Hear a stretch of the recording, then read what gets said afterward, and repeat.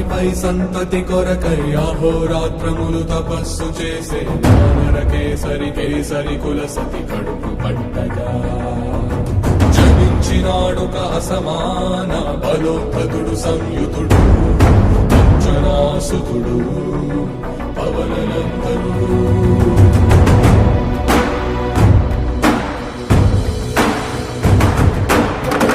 కిరణముల ఉదయాత్మి గని అది పండిన తీయని పంటను పడు సూర్యమండలము పండితి మానని వీళ్ళుడే తన దేహం నాటున రవి మరుగై జగము చీకటై మారా.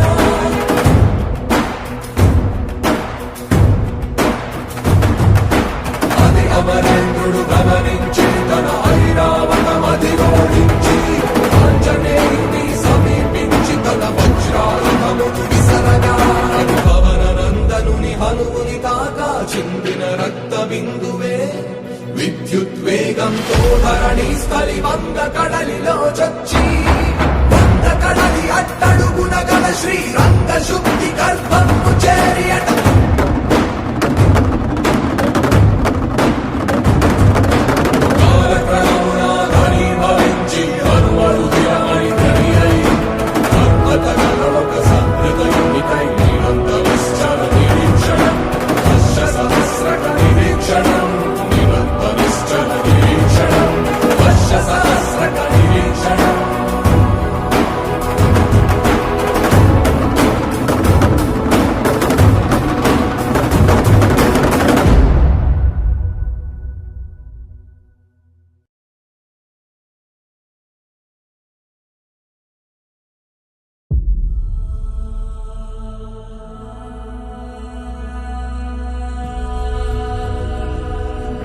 అంజనాద్రిపై సంతతి కొరకై అహోరాత్రములు తపస్సు చేసే వానరకేసరి కేసరి కుల సతి కడుపు పట్టగా జనించినాడొక అసమాన బలోద్ధతుడు సంయుతుడు అంజనాసుతుడు పవననందనుడు.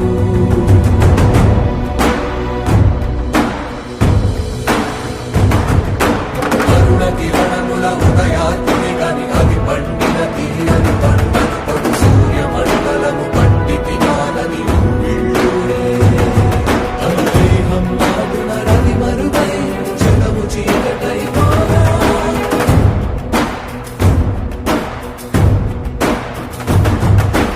అది అమరేంద్రుడు గమనించి తన ఐరావతమది ఓడించి ఆంజనేయుని సమీపించి తన వజ్రాయుధమును విసరగా అది పవననందనుని హనుముని తాకా చిందిన రక్త బిందువే విద్యుద్వేగంతో ధరణి స్థలి వంద కడలిలో చొచ్చి వంద కడలి అట్టడుగున గల శ్రీరంగ శుద్ధి గర్భము చేరియట.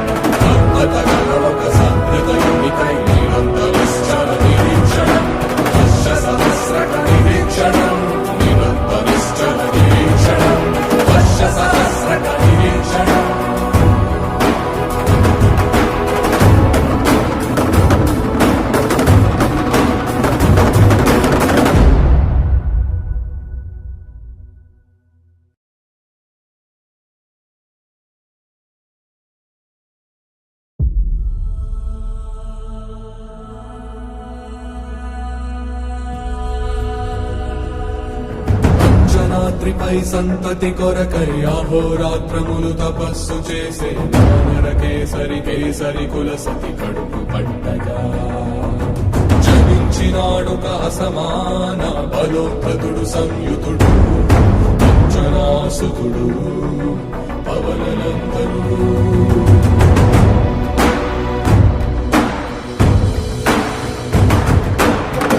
కిరణముల ఉదయాత్మి గని అది పండిన తీయని పంటను పడు సూర్యమండలము పండితి మానని వీళ్ళుడే తన దేహం నాటున రవి మరుగై జగము చీకటై మారా.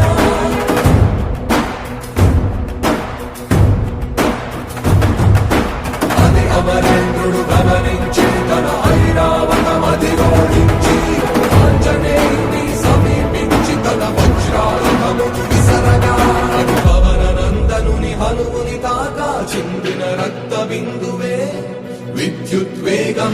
ధరణి స్థలి వంద కడలిలో చొచ్చి వంద కడలి అట్టడుగున గల శ్రీరంగ శుద్ధి గర్భము చేరి అట